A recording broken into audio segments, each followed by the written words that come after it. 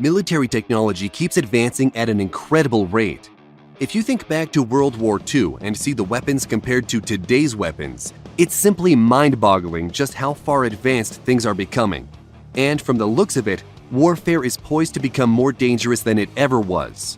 From drones in the sky, drone tanks fitted with incredible weaponry, to small unmanned aircraft that are launched from carriers in the sky, security clearance has been granted. Check out these insane secret military weapons. Russia's nuclear tsunami apocalypse torpedo, Poseidon. You might have heard of Russia's new weapon, which was called Status 6 or Canyon. It was once thought that the weapon was a hoax until researchers tracked the development of the system, which began in 2008.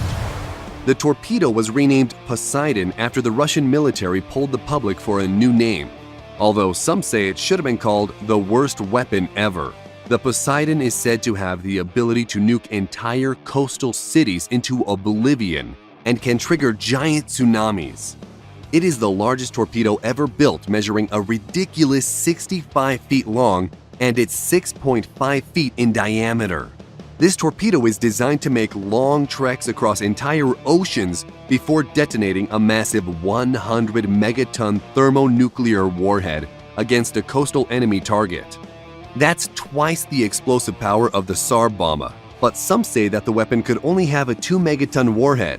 Still, plenty of power to destroy a coastal city. The weapon is so big that it needs its own special submarine, but there could also be special capsules made to launch them from. Russia is also claiming that the torpedo could be used to attack enemy fleets and is estimated to be capable of speeds up to 70 knots, which translates to 80 miles per hour on land. That's faster than any U.S. nuclear-powered attack submarines and their anti-ship homing torpedoes, limiting a defender's options against an incoming Poseidon torpedo. The weapon also operates at depths of up to 3,280 feet, far deeper than U.S. Navy submarines. Drones recharged by a laser could fly forever.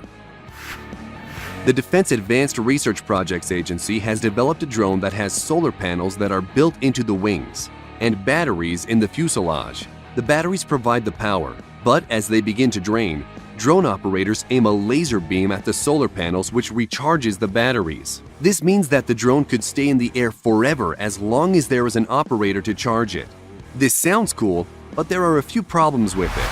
For one, a laser loses its strength the farther it has to travel and can be obscured or even blocked by smoke, haze, fog, and rain. Yeah, we know our viewers are smart, so we thought to mention that. DARPA figures it can recharge the drone at up to 6.8 miles, but that maximum will vary under real-world conditions.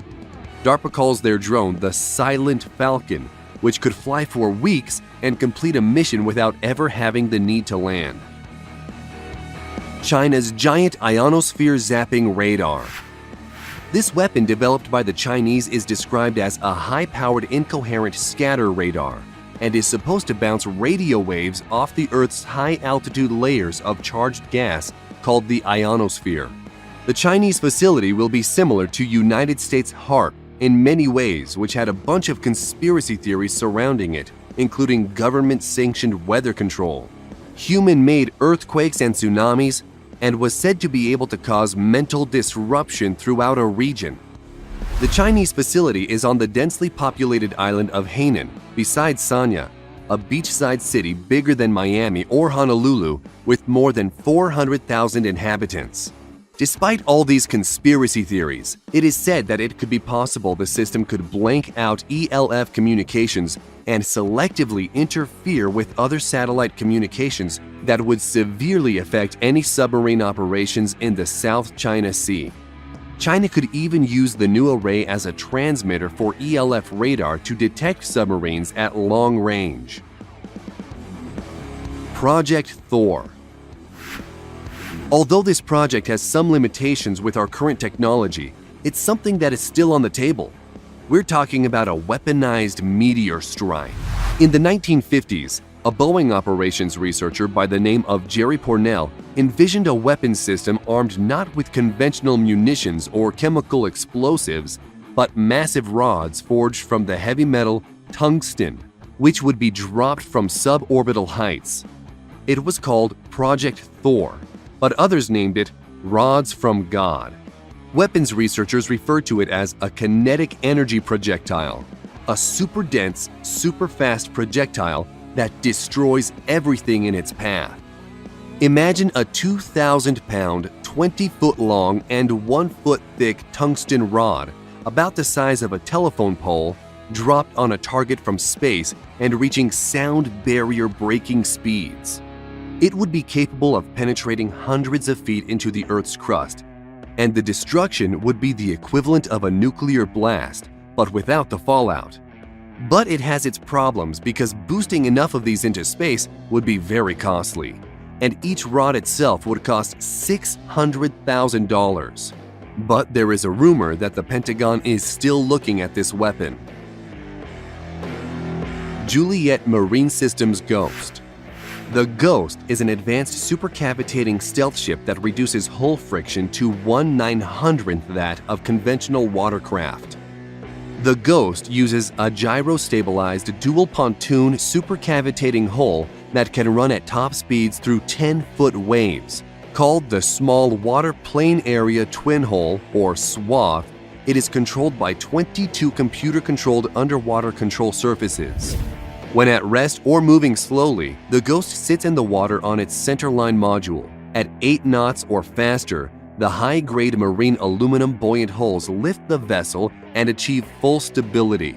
Propulsion on the prototype is provided by T-53-703 turboshaft engines and can achieve speeds over 30 knots, but could be capable of 50 knots. It can perform several different missions including anti-surface warfare, anti-submarine warfare, and mine countermeasures. Armament consists of the M197 20mm rotary cannon and launch tubes that expel exhaust downward between the struts of the SWAT hulls, concealing and dissipating the thermal signature of the launch of BGM-176B Griffin missiles and advanced precision kill weapon system rockets.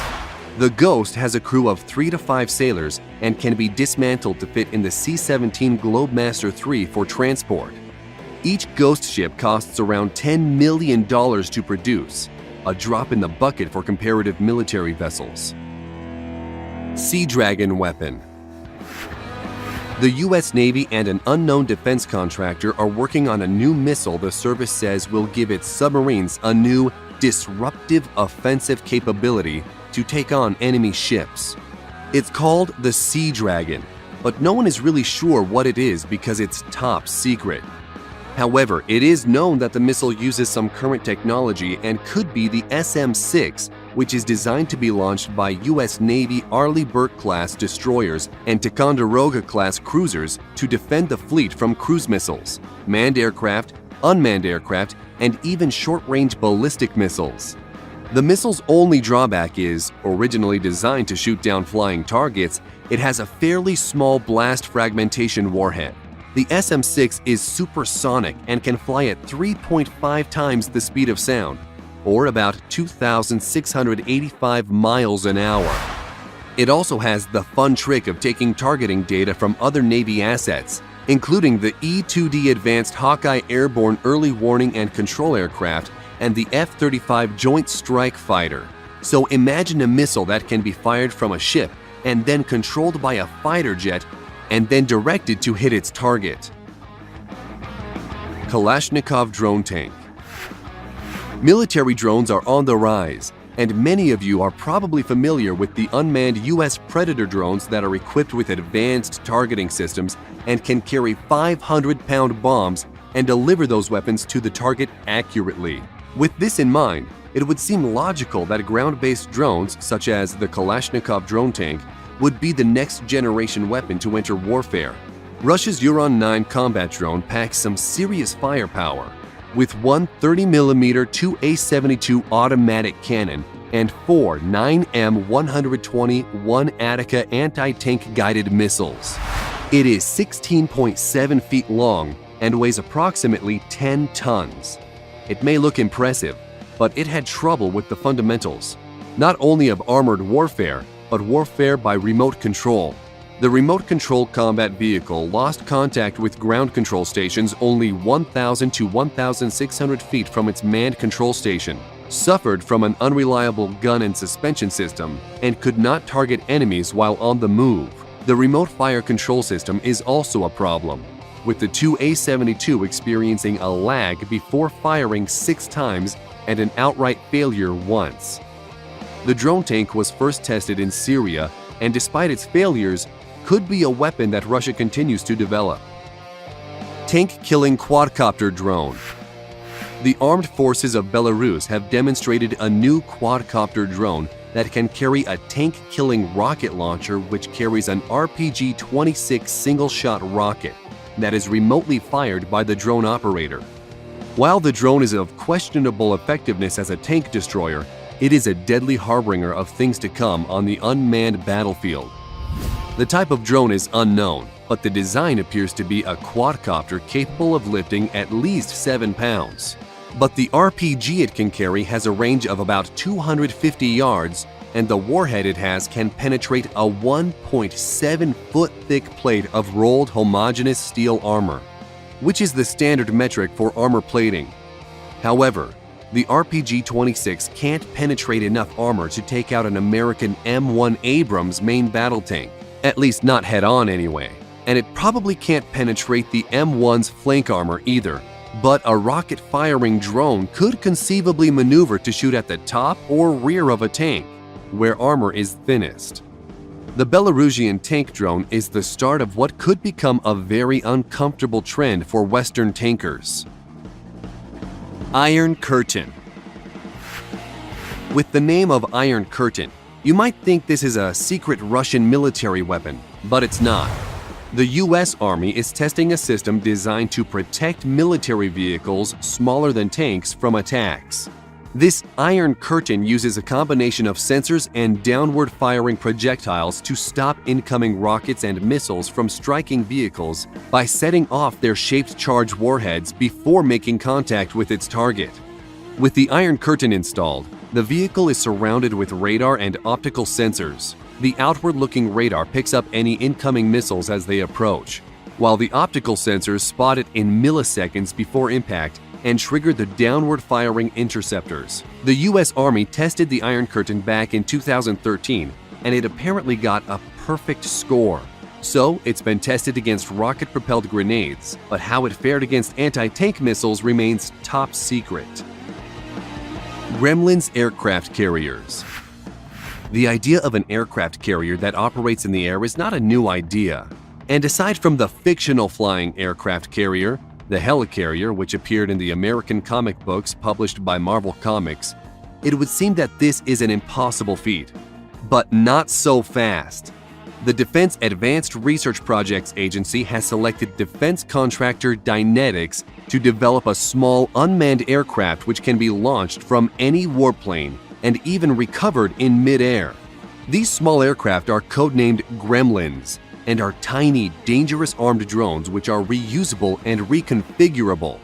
The Gremlins could be launched from the rails of an F-16, the internal weapons bay of a B-1B bomber, or out the cargo ramp of a C-130 transport. Once the drones have accomplished their mission, they will rendezvous with the C-130 Hercules that lowers a capture device. The Gremlins are then hooked, powered off, and then hauled aboard the aircraft. They can be quickly refurbished, refueled, perhaps receive an armament swap, and then be ready for another mission within 24 hours. If anything, it's a very similar concept to the Protoss carrier in the game StarCraft. Carrier has arrived. We hope you enjoyed this video and want to know what you thought about these and which was your favorite. If you liked the video, don't forget to target the subscribe button and launch notifications so you will be the first to know when a new video comes out. Thanks for watching.